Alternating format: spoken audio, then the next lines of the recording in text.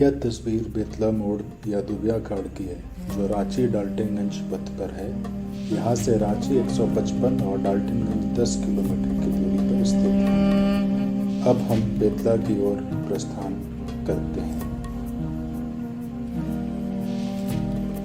रास्ते में केचकी पुल है, जहाँ कोयल और औरंगा नदी का संगम है। यहाँ कुछ देर रुकने के बाद हम पुनः बेतला की ओर बढ़ चलेंगे।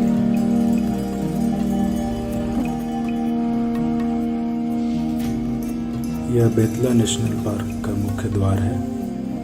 हम बेतला मोड़ से यहाँ लगभग 25 मिनट में पहुँच चुके हैं।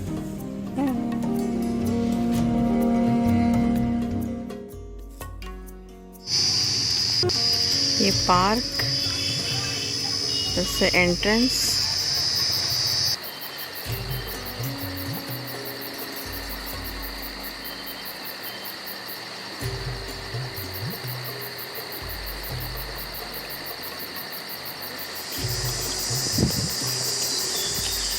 ये डुप्लेक्स टाइप, नीचे भी रूम है, ऊपर भी रूम है।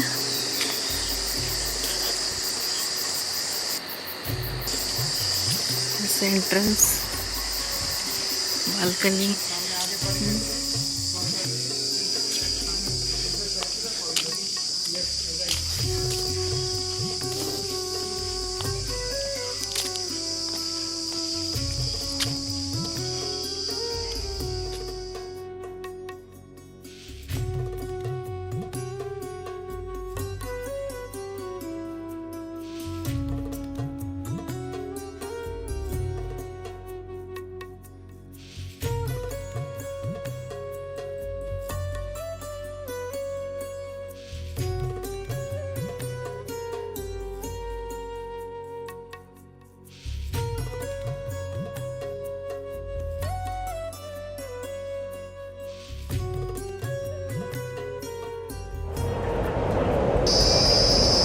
के सामने पुराना ट्री हाउस,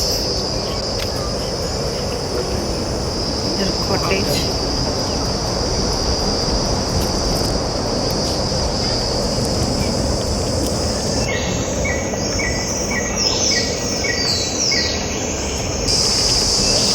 इधर भी कॉटेज है।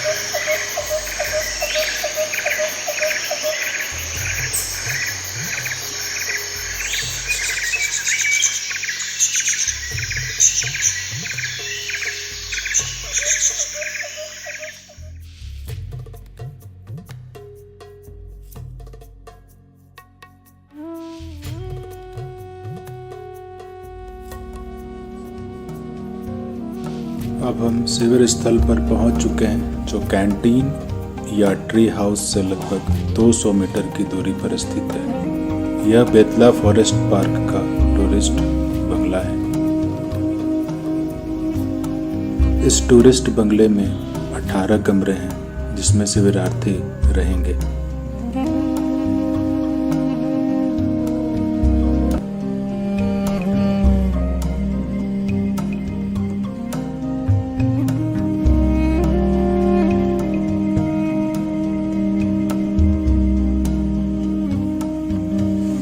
यहाँ कमरे को आप अंदर से देख सकते हैं। कमरा काफ़ी साफ, स्वच्छ और सुविधा से संपन्न है।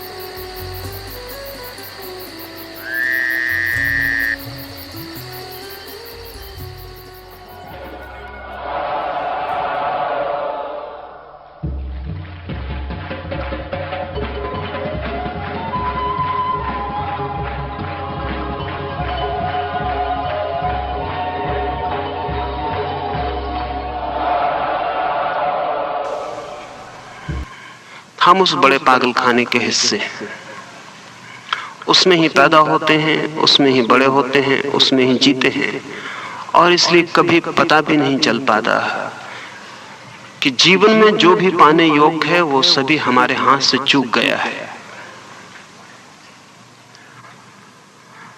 और जिसे हम सुख कहते हैं और जिसे हम शांति कहते हैं, उसका ना तो सुख से कोई संबंध है और ना शांति से कोई संबंध है। और जिसे हम जीवन कहते हैं, शायद वो मौत से किसी भी हालत में बेहतर नहीं है। लेकिन परिचय कठिन है। चारों ओर एक शोरगुल की दुनिया है, चारों ओर शब्दों का, शोरगुल का उपद्रवग्रस्त वातावरण है। उस सारे वातावरण में हम वे रास्ते ही भूल जाते हैं जो भीतर मौन और शांति में ले जा सकते हैं। इस देश में और इस देश के बाहर भी कुछ लोगों ने अपने भीतर भी एकांत द्वीप की खोज कर ली है। ना तो यह संभव है कि सभी की नावें डूब जाएं, ना ये संभव है कितने तूफान उठें, और ना यही संभव है कितने निर्जन द्वीप मिल जाएं जहां सारे लोग शांति और मौन को अनुभव कर सके। लेकिन फिर भी यह संभव है कि प्रत्येक व्यक्ति अपने भीतर ही उस निर्जन द्वीप को खोज ले। ध्यान अपने ही भीतर उस निर्जन द्वीप की खोज का मार्ग है। ये भी समझ लेने जैसा है कि दुनिया के सारे धर्मों में बहुत विवाद है, सिर्फ एक बात के संबंध में विवाद नहीं है और वो बात ध्यान है। लेकिन एक बात के संबंध में इस पृथ्वी पर कोई भी भेद नहीं है, और वो ये है कि जीवन के आनंद का मार्ग ध्यान से होकर जाता है। और परमात्मा तक अगर कोई भी कभी पहुंचा है तो ध्यान की सीढ़ी के अतिरिक्त और किसी सीढ़ी से नहीं। वो चाहे जीसस, फिर चाहे बुद्ध, और चाहे मोहम्मद, और चाहे महावीर, कोई भी जिसने जीवन की परम धन्यता को अनुभव किया है, उसने अपने ही भीतर गहरे में डूब कर उस निर्जन द्वीप की खोज कर ली।